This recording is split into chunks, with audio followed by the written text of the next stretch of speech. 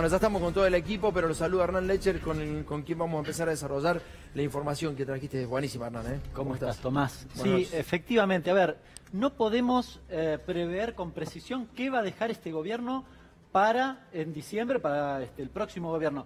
Ahora, claramente podemos decir que hay varias cosas que vencen probablemente desde diciembre en adelante y podemos hablar, yo diría, de un verdadero campo minado, de cosas que el próximo gobierno va a tener que desactivar para que la situación social, para que la situación económica de la Argentina definitivamente no empeore. Es muy interesante, empezamos viendo entonces la primera placa con información, Jorge. Empezamos con el aumento de la pobreza hasta diciembre. Así va a recibir el próximo gobierno en diciembre la tasa de pobreza. Esto discutimos en la última semana. El propio Alberto Fernández, hoy principal candidato en las próximas elecciones, dijo que quiere una industria que también se preocupe por el hambre en la Argentina. Y a ver, si hablamos de hambre y hablamos de pobreza, los datos son contundentes, 35,4, pero algunas cosas para pensar a futuro. La primera es, cuando nosotros separamos los trimestres, el segundo trimestre del 2019 da 37. Claro. Con lo cual el segundo semestre de este año arranca en 37. Pero además, en esa medición claramente no está lo que pasó post-elecciones, la corrida cambiaria y el impacto sobre la inflación. 3,8 dio la canasta básica alimentaria en el mes de agosto, probablemente de arriba de 6. 5,8 dio la inflación hoy en las expectativas del REM del Banco Central, que son más bien conservadoras. Y además, siempre y cuando no pase ningún martes 13, es decir, de acá a fin de año no tengas una nueva corrida. Ese es el escenario que recibe el próximo gobierno en términos de pobreza. Bien, perfecto. Entonces tenemos en diciembre el 40% de pobreza. Pero ¿cómo van las tarifas? Pensá qué va a pasar en diciembre con las tarifas. ¿Qué hizo Mauricio Macri? Fue los aumentos otorgados, pasarlos para diciembre. O sea, lo que ya consumimos, lo pagamos en diciembre. Claro, efectivamente. A ver, tal vez no nos acordamos, pero entre junio y septiembre te descontaron el 20%. Te fijas en la boleta, vos decís, che, pero me aumentó. Sí, pero igual te descontaron el 20%. Y ese 20% lo pagás entre diciembre y marzo. Es decir, vas a tener un aumento en la boleta exclusivamente por lo que ya consumiste y todavía no te cobraron. Pero además de eso, en el mes de diciembre vas a tener probablemente audiencias públicas de gas y de electricidad. Tanto las empresas de gas como las de electricidad están reclamando, porque vos te acordás que el gobierno acordó en principio un congelamiento de las tarifas. Claro, pero ¿qué le dicen? Dicen, che, pará, nosotros queremos cobrar esto claro, que perdimos en estos meses. Debería haber sido en septiembre y octubre. No fueron en septiembre, no van a ser en octubre, en diciembre están reclamando. Por ejemplo, el gas quieren que se actualice por el índice de precios mayorista. 11,2 dio en el mes de agosto exclusivamente, y el índice de precios mayorista, con lo cual agárrate en lo que tiene que ver con gas y electricidad. Electricidad, además, un problema que le tiraron el muerto a la Ciudad de Buenos Aires y a la provincia de Buenos Aires, que por primera vez van a tener que definir qué hacen con este tema. Bien, entonces en diciembre tenés un 40% de pobreza, tenés un aumento tremendo de luz y de gas, y también vamos a ver cómo vienen los medicamentos. ¿Cómo deja el país Mauricio Macri respecto a los medicamentos, no? Medicamentos. A ver, en los últimos 4 años tenés un aumento de aproximadamente 400%, 393% en promedio de los medicamentos más consumidos, en este caso, por los adultos mayores. Ahora, los laboratorios decís, bueno, les fue bien. No, con la caída de las ventas están reclamando, por un lado la caída de las ventas, pero además le están reclamando al Estado que le debe 10.000 millones de pesos. Esto es el marco en el que Alberto Fernández, por ejemplo, plantea el acuerdo de precios y salarios. Entonces, van a ir los laboratorios y decir, che, pero mirá que a nosotros nos debes 10 lucas. Y vos le vas a decir, bueno, pero aumentaste los precios. Esa es la discusión que se va a dar, y obviamente hay una tendencia a que ninguno vaya a querer perder. Desde diciembre tenés este problema. Bueno, esto no es lo más grave inclusive, ¿no? Estamos viendo cosas gravísimas, pero no son lo más grave. Tenés un 40% de pobreza que va a recibir el próximo gobierno, aumento de energía eléctrica y además de gas. Además tenés el aumento de los medicamentos y todo este lío con los laboratorios, pero también los combustibles. ¿Cómo vas a hacer para mantener un vehículo con el seguro, con los insumos y además las naftas? ¿Qué están reclamando las petroleras?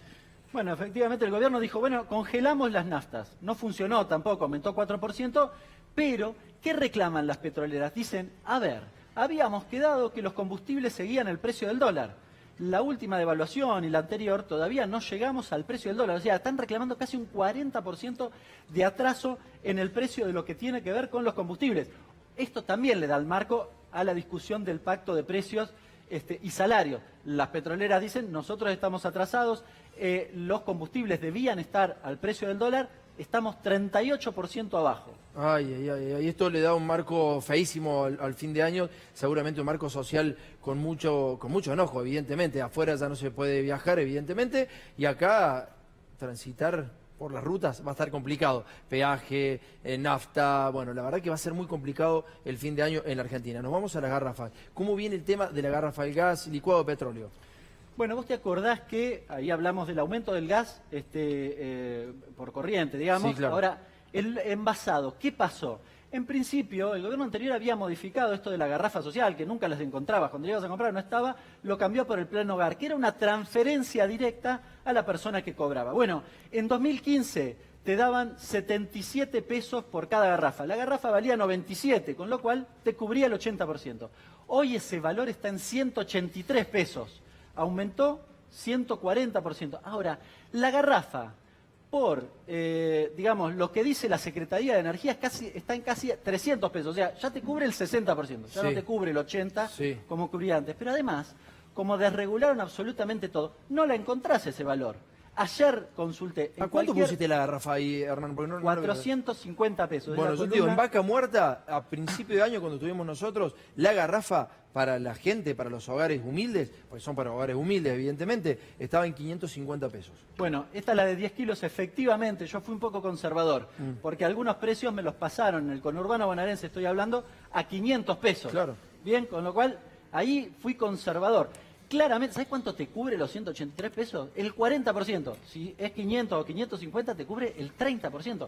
No te alcanza para nada. Básicamente, terminaron casi con el programa o con el plan hogar. No te podés duchar, no podés cocinar, no te podés calefaccionar. Es grave lo que estamos hablando. Efectivamente. Porque con una garrafa no te dura absolutamente nada si vos querés hacer lo que tenés que hacer, lo que tenés derecho a hacer como ciudadano, digamos, ¿no? No, te dura muy poquitito. Estos son datos de una garrafa de 10 kilos, con lo cual casi todo el mundo, una familia de 4 personas, consume 2, 3 garrafas habitualmente al mes. Así que hay que multiplicarlo. En diciembre también tenés este problema. ¿Qué hacemos? ¿Qué hace el gobierno próximo con las garrafas y con aquellos que no tienen acceso al gas de red y que tienen que comprar esta garrafa que la transferencia que le hace el ANSES no alcanza para nada? Estamos hablando de necesidades básicas, básicas. Y en este caso particular vamos a empezar a hablar de las familias endeudadas porque tenemos un informe que ha hecho Miguel Ponce de León, que es el remate al informe que estamos viendo de Hernán Lecher. ¿Cómo están las familias argentinas respecto al endeudamiento privado, personal, Hernán? Bueno, no te asustes con este dato. Al ANSES, los jubilados, los beneficiarios de la asignación, los pensionados de pensiones no contributivas, etcétera, le deben casi 160.000 millones de pesos más intereses. 7.100.000 personas endeudadas solo con el ANSES y cuya deuda vence en los próximos 24 meses. A eso tenés que agregarle todos los que están endeudados con la tarjeta del barrio, etcétera, etcétera. Y a eso agregale los deudores de crédito SUBA, que también le congelaron la cuota hasta diciembre. Así que en diciembre también hay que resolver. Le aumentó en el último año la cuota del UBA 100%, se duplicó la cuota, ningún salario obviamente aumentó en esos valores. Estamos hablando de 100.000 créditos, casi 250.000 millones de pesos también en crédito SUBA. Vamos haciendo los números. La verdad que la situación es realmente muy complicada, un verdadero campo minado te deja Macri para el próximo gobierno y diría para el conjunto de los argentinos. Esto es tremendo. Dijiste al principio de la placa que no nos asustáramos. Ponela a pleno, Jorge. Fíjate lo que ha pasado en la Argentina, ¿no? Les pido silencio porque esto es verdaderamente increíble. A ver si podés pensar. Sacá el zócalo, por favor, Jorge. Ahí está.